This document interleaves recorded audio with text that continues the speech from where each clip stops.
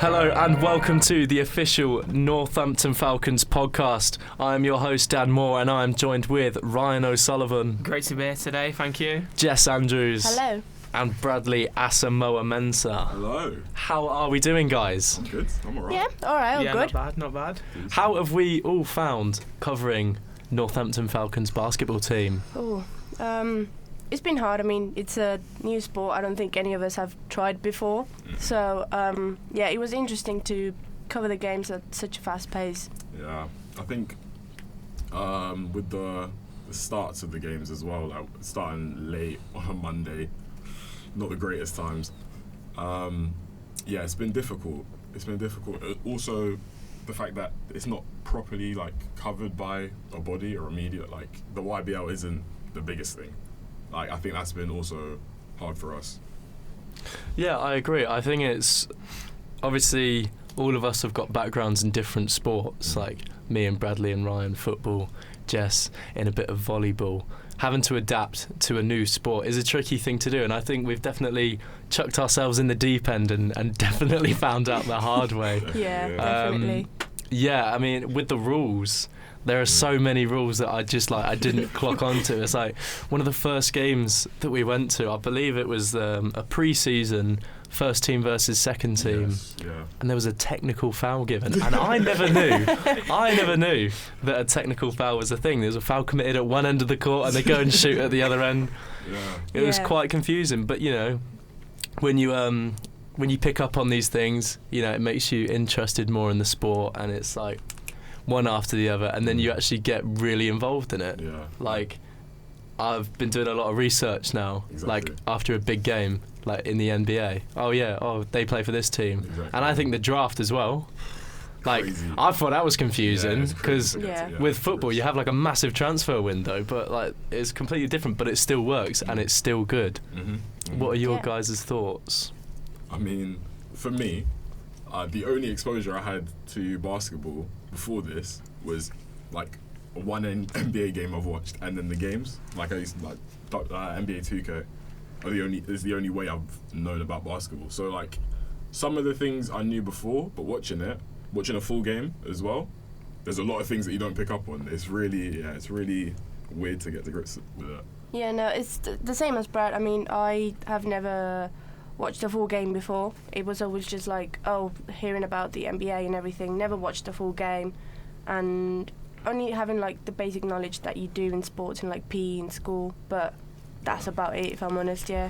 Yeah, no, I'm exactly the same. I think I played one game for my school, and I think I came on in like the last minute because the only reason they picked me was because I was somewhat tall.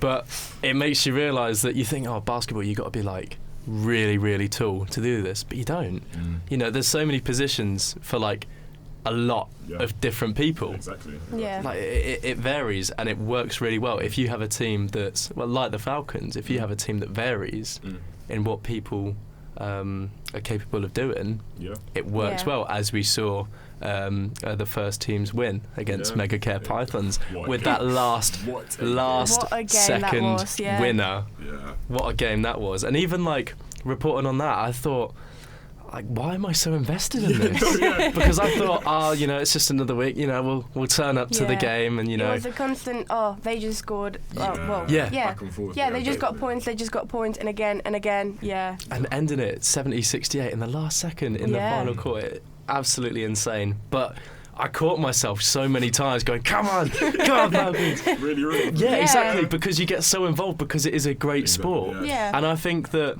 the exposure that basketball gets, especially like as we grow older, like we're in our second year of university now, and I can't tell you one person that's covered a basketball story in the year and a half that we've been at university. Yeah. But they definitely should, because I've had a blast doing it. It's been so much fun. Crazy. And like being able to feel so involved in it and get caught up in the sport and actually find yourself cheering for a team that you didn't know 12 weeks ago or last year, like it's incredible. And it's like it's that sort of team spirit that you get just by going to, like, it's like with football, you go to your Arsenals or your Big Six games and you get involved, you're chanting for the team, you're cheering them on.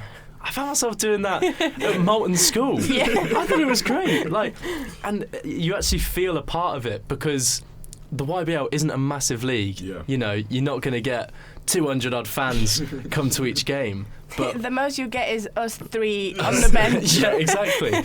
But it's that feeling of like, there's not that many people here, but we're here. Yeah. And you feel so involved in that. And I think that's why I've enjoyed writing so much about basketball, because I feel so involved with it and intertwined. I don't know if that's the same with you guys. Well, the players want to get involved as well, don't they? Because the players want to get that more exposure and join in, so that's good for them. Yeah. Yeah, Jess, what do you think? Do you feel involved? I know that basketball isn't probably your go-to sport. It wasn't mine at the when we first decided to go for this, but. Yeah, I mean, it's not that different. I mean, it's the same. No feet involved. Pretty much the same as volleyball. It's all hand function and like being fast and agile. Is that how you say it? Yeah. That is agile. Yeah. So yeah, it was interested to go and watch the games and report on them, but yeah, it was just basic knowledge that, like you said, it got deeper and like you felt involved all the time whenever we went to games. Yeah. What do you think, Bradley? Yeah, I think it's one thing watching it like in your room, watching the NBA in your room or something like that. It's another thing going to it and being involved. It's crazy, because even with the Mega Care Pythons game, the last bucket that McNabb scored, you could hear everyone screaming. Oh, it was great. Like, being involved in that sort of like environment. I think from that same game, I was wearing my watch, and when everyone was celebrating, I think my watch was like, "Oh, you're in a very loud environment. If it carries on, it'll hurt your ears." Yeah. No, it's an incredible sport, and I think it's really great how they're able to branch out and not only include people that are like they've got a basketballing background, but like they come from different places. Yeah. Different teams before, like if one team folds, you know, everyone's going to scatter. We've seen people come in from other teams to join the Falcons, and it might not work out, but I think it definitely will do for the Falcons, because the team spirit that everyone's picking up and going on, they seem like a very, very strong unit. They look like they enjoy it as well. And I think that's the main part. Yeah. Because you're not going to play a sport for the sake of it. Exactly. You're going to turn up week in, week out because you enjoy it. Because you enjoy playing it, yeah. Exactly. And I think that's why we've turned up week in, week out, because deep down I reckon we all enjoy doing it. Like it's very different, and the alienating factor of it, of, you know, turning up and being like, okay, I don't really know what I'm doing here. I don't know how the scores work. I know that I know what a 3-pointer and maybe a buzzer beater is, but you know, you don't know the format of it all. But the more you pick it up and the more you get involved with it, the more you realise that this is actually quite fun. Definitely. And I think we've all enjoyed it. Yeah, definitely. Have you enjoyed it, Ryan? Yeah, it's been good. Obviously, the content we've got from the games as well, especially that final game versus Mega Care Pythons, was great. And like getting like the final shooting foul and all that, it was just amazing. Yeah, well, we've spoken to one of the Falcons players, haven't we, Ryan? Do you want to tell us a little bit about that? Yeah, we have spoken to Sam Blundell, who Brad kindly did an interview with a couple of weeks, where we found out more about his personal life and how he got into basketball. Let's hear from him now. Can I get your full name and how to spell it, please? My name's Sam, and obviously SAM. Yeah. Surname as well? Oh, Blundell, BLUNDELL. Thank you. First thing I want to ask you, how did you get into basketball? Funny story, actually. Me and my brother used to argue and get in fights quite a bit, and my mum was just like, "Sam, I'm getting you out the house." So then my mum was like, "Why don't you get in basketball?" So that's how I got in. Was it easy to get into? Yeah, it was pretty easy. I lived quite close to the team, so my mum saw them on on Facebook or something, and she was like, "Why don't you just go try?" And I just tried out, and I loved the game. So yeah. What do you listen to before a game? I don't really listen to music that much, so I'm not really a music guy. I'm normally listen to a podcast maybe, or just like a book, like I read a book, like audio or something. Are there any pre-match rituals that you do, or is it just? Depending on if I get to the game early or not, I've got time to warm up.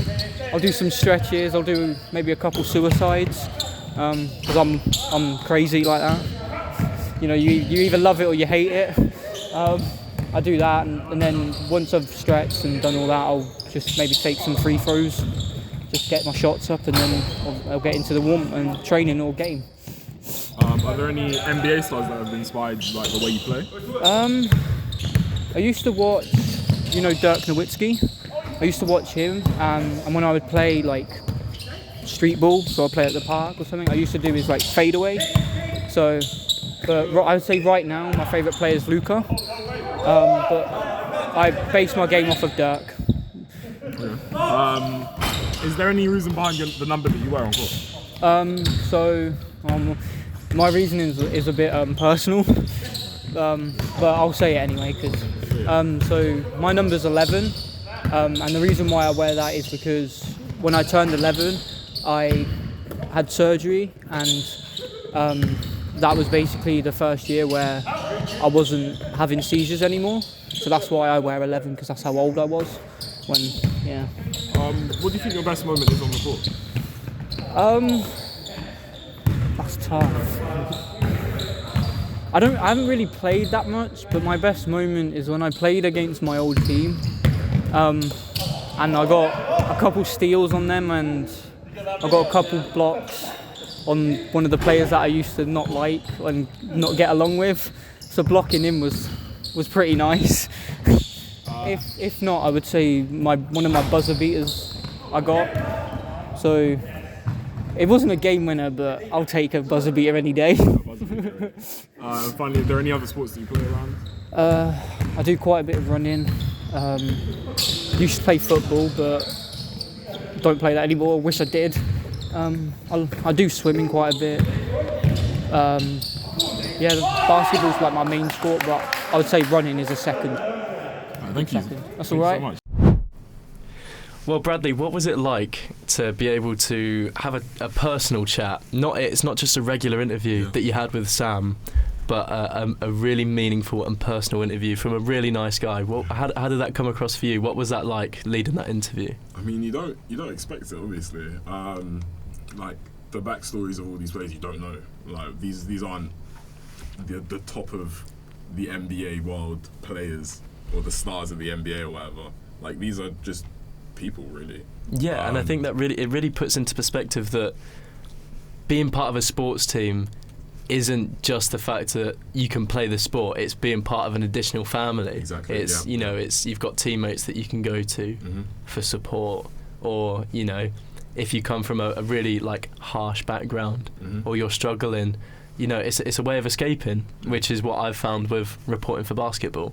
And I think I could probably say the same for all of us. Yeah. It's something that you pick up and you it's a distraction from everything else, and you get a thrill out of it, which is what I think Sam's trying to get across there. Yeah, I think Sam, just even his basketball ability, I think even though he's in the second team, I think he's one of the best players in that team. You can see that he is like a focus on the attack. Even in the first game, even though they were playing the first team, he was still noticeably doing well for the second team. And he gives it his all. Yes, and I think that's the same for every Falcon player. If they give it 100%, I don't see why they can't win this league. They've beaten the favourites, the first team. Yeah. What's stopping them now? Exactly. Everyone loves an underdog story. Of course. Leicester 2015-16. Everyone loved that one. So what's stopping the Falcons from winning it this year? Definitely. Well, we'll have to find out, won't we? Yeah. Thank you very much for joining us today on the official Northampton Falcons podcast. Goodbye.